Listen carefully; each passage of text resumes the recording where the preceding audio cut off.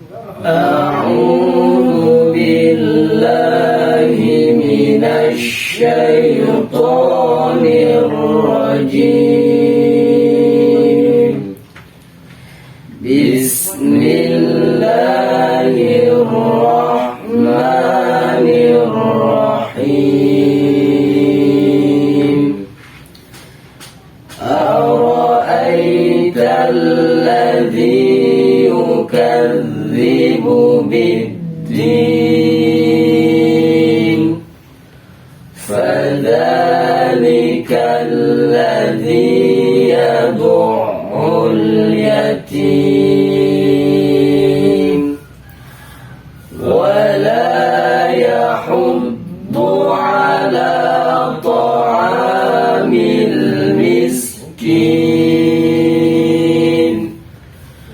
فويل للمصلين الذين هم عن صلاتهم ساهون الذين هم يراءون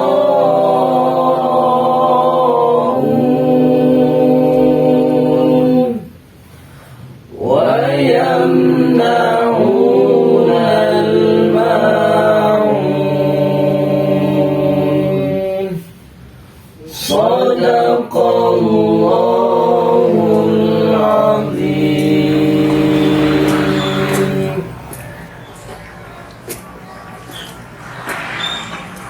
Assalamualaikum warahmatullahi wabarakatuh. Saudara yang dirahmati Allah Subhanahu wa taala, bersama dengan saya Sukari Abdillah, dan sekarang saya sedang berada di Pesantren Hubbul Quran Klinik Hati, Jalan Unta 4, RT 03, RW 06, Kampung Kladen, Desa Pondok Ranji, Kecamatan Ciputa Timur, Tangerang Selatan. Tepatnya di belakang Plaza Bintaro 3. Kalau kita berbicara tentang pesantren, pasti bayangan kita ya sebuah bangunan dengan ciri khas tertentu, khususnya adalah ciri khas Timur Tengah atau ciri khas Islam. Tapi untuk yang pesantren Hubbul Quran kali ini, mereka menempatkan para santrinya sebagai asramanya adalah rumah kontrakan berupa petakan-petakan. Seperti apakah kondisi mereka dan bagaimanakah aktivitas mereka? Yuk, kita lihat sekarang. Kita akan coba menemui Pak Kiai sebagai pengasuh pesantren Hubbul Quran Klinik Hati. Dan kita juga ingin mencari tahu apa alasan dari Pak Kiai memanfaatkan tempat rumah petakan kontrakan ini sebagai asrama para calon penghafal Al-Quran atau hufaz masa depan ini. Tentunya kita sangat penasaran gitu ya, apakah ini memang sebuah ciri khas ataukah seperti apa. Kita akan coba temui Pak Kiainya yang sudah ada di depan saya ini. Dan Assalamualaikum Pak Kiai. Waalaikumsalam warahmatullahi wabarakatuh. Ustaz. Apa kabar Pak Alhamdulillah Kiai? sehat. Sehat, Baik. alhamdulillah. Alhamdulillah. Anak-anak saya semua hari ini Alhamdulillah semuanya sehat. Alhamdulillah. Berkah doa antum. Alhamdulillah. Ingin berbincang, tapi mungkin enaknya saya duduk ya. Oke. Fadal, Pak Kiai. Iya nih Pak Kiai. Ada yang menarik berbicara tentang pesantren. Kalau orang kan bayangannya pasti dengan gedung yang ciri khas Islam atau Timur Tengah gitu ya. Tapi ternyata begitu ke Hubbul Quran Klinik Hati, ternyata kok santrinya tempatnya di kontrakan petakan gitu ya. Tapi itu ini jawabnya nanti. Saya ingin lebih bertanya kepada apa sih yang melatar belakangi Pak Kiai kok mau susah-susah repot-repot membangun pesantren untuk anak-anak yatim dan duafa dan tahfizul Quran lagi. Baik, terima kasih Pak Ustaz. Bismillahirrahmanirrahim. Alhamdulillah wassalatu wassalamu ala Rasulillah wa ba'dah. Sejak lama saya bercita-cita sekaligus berkeinginan bahwa setelah saya dulu keluar dari pesantren yang notabene adalah hifdzul Quran. Lalu sanad yang sudah ada di diri saya ingin turunkan kembali Masya Allah. agar sanad ini tetap berlangsung dari lisan sucinya Nabi Muhammad Sallallahu Alaihi Wasallam sampai ke hari ini, sampai kelak setelah saya mengakhiri alam dunia ini, tetap Al-Quran harus berjalan sebagaimana harapan Rasulullah SAW. Insya Allah, kabul ya Allah. Amin. Nah, pakai tadi masalah ini penempatan asramanya kok ada di rumah kontrakan petakan Iya, gitu ya. iya, iya. Emang ini sengaja sebagai ciri khas atau memang ada hal lain nih pakai ini?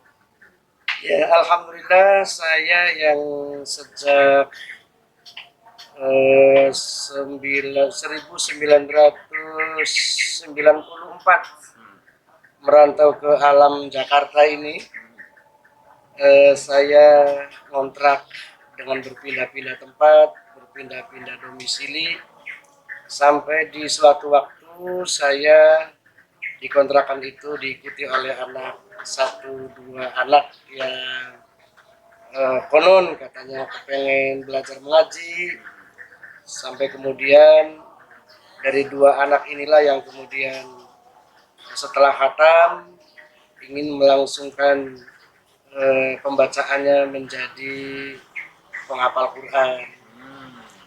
Kemudian lambat tahun nambah lagi 2 orang lagi, sampai pernah 3 kali sekaligus, 3 orang sekaligus. Lama-lama di kontrakan saya, akhirnya saya yang semula tenang dengan keluarga, lama-lama berpikir kalau ada kontrakan ukuran keluarga lalu ditambahi dengan anak-anak yang mau mengikuti saya. Kemudian setelah anak-anak santri yang ikut di tempat kami sekitar berjumlah 8 orang, baru saya berpikir untuk mencari tempat yang lebih luas lagi. Akhirnya dapatlah tempat ini, yang kemudian alhamdulillah Allah menghadirkan beberapa anak soleh yang menyertai keluarga kami. Akhirnya kami tetap berada di kontrakan, dari kontrakan pertama, kontrakan seterusnya sampai hari ini. Dan berarti ini benar-benar rumah petakan kontrakan dan kontrak gitu Ngontrak, ya? betul Ini sekali. kontrak bulanan atau tahunan? Bulanan, Pak Ustaz. Oh, bulanan. Masya Allah, luar biasa Iya. ya. Mudah-mudahan Iya. nanti lancar dan bisa Amin, menjadi amin, lebih amin. baik. Amin. Nah, harapan ke depan nih bicara tentang lebih baik. Iya. Pak Kiai, programnya mau seperti apa sih? Kita mulai dari tempat, mulai dari pembelajaran, dan seterusnya. Pengen seperti apa ke depannya nih yang namanya Hubul Quran Iya. dengan anak-anak tafiznya mau kemana nih gitu? Iya. Tentu dengan tempat yang seperti ini bukan masalah kurang nyaman ya, tetapi secara secara emosional kita sebagai belajar mengajar di tempat seperti ini tentu butuh seperti aula, butuh tempat jamaah, sesekali waktu kita berada di ruangan yang lega gitu. Itulah yang kami belum punya. Jadi sekarang ini untuk proses belajar, murojaah, itu menggunakan ruangan yang mana nih? Sementara kami numpang di masjid. Ya.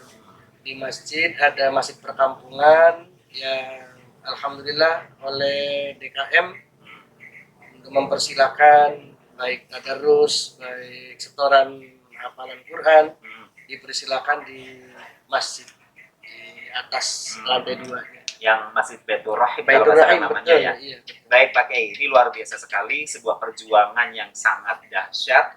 Insya Allah menciptakan insan-insan supaya Amin. menjadi keluarga Allah dengan menjadi hafiz ya, Amin, amin. menghafal Al-Quran. Insya Allah mudah-mudahan apa yang menjadi harapan Pak Kiai, Amin. khususnya dalam hal ini tentu mungkin kalau bahasa kasarnya sih tempat berupa tanah dan bangunan gitu ya. Insya Allah mudah-mudahan nanti ada jalan dari Allah Subhanahu Wa Taala. Pak Kiai jazakumullah sudah berbincang dalam kesempatan ini. Saya langsung pamit ya Pak Kiai ya. Oh gitu ya. Ya, sampai Terima ketemu kasih lagi. banyak, amin. Sami-sami. Assalamualaikum Pak Kiai. Assalamualaikum warahmatullahi wabarakatuh. Saudara yang dirahmati Allah Subhanahu wa taala, itulah tadi perbincangan saya dengan Pak Kiai Rahmat, pengasuh pesantren Hubul Quran Klinik Hati. Mudah-mudahan bisa menjadi pencerahan buat kita semua dan kita bisa terbuka lagi bahwa ada banyak putra-putri muslim khususnya dari yatim dan duafa yang memang perlu difasilitasi dengan lebih baik dan lebih layak untuk mereka bisa menghafal Al-Quranul Karim pada zaman mereka. على من أوحي القرآن وأهل بيته الكرام وصحبه ذوي القرآن وأهل بيته الكرام وصحبه ذوي القرآن فطوبى من تعلم وبعد علم القرآن فطوبى من تعلم وبعد علم القرآن ودام عند كل حين مرتل لا تلا القرآن مرتل لا تلا القرآن صلاة الله وسلام على من أوحي القرآن صلاة الله وسلام على من أوحي القرآن وأهل بيته الكرام وصحبه ذوي القرآن وأهل بيته الكرام وصحبه ذوي القرآن